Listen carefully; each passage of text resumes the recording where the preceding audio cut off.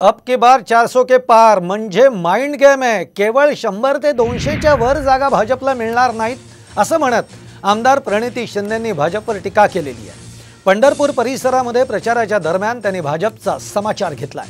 400 पार पण त्यांचा माइंड गेम आहे, ती खेळी आहे। त्यांना पण माहिती आहे 400 पार होणार नाहीये, 100-200च्या वर जाणार नाहीये।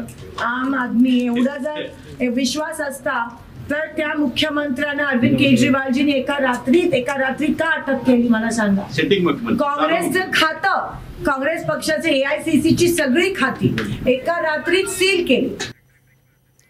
एक ब्रेकिंग न्यूज आपण बघतोय, ती म्हणजे आत्ताच आपण बघितलं सोलापूरमध्ये प्रणिती शिंदेंची ताकद वाढणार।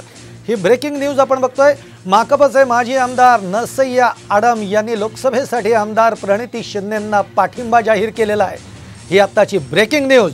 आडम मास्तर यांच्या पाठिंब्यामुळे सोलापूर लोकसभा मतदारसंघामध्ये प्रणिती शिंदे यांची ताकद ही नक्कीच वाढणार आहे।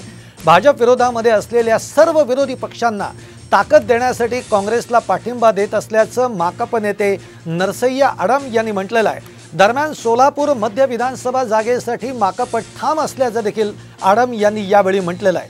ही आताची ब्रेकिंग न्यूज। इंडिया आघाडीचं सरकार आणण्याचं काम आहे, त्या दृष्टीने सोलापुरामध्ये आमदार प्रणिती शिंदेला आम्ही पाठिंबा दिलेला आहे आणि आमचा अंदाज आहे आम्हाला मानणारा जो कामगार आहे तो हजारोच्या संख्येने काँग्रेसला पाठिंबा देतील।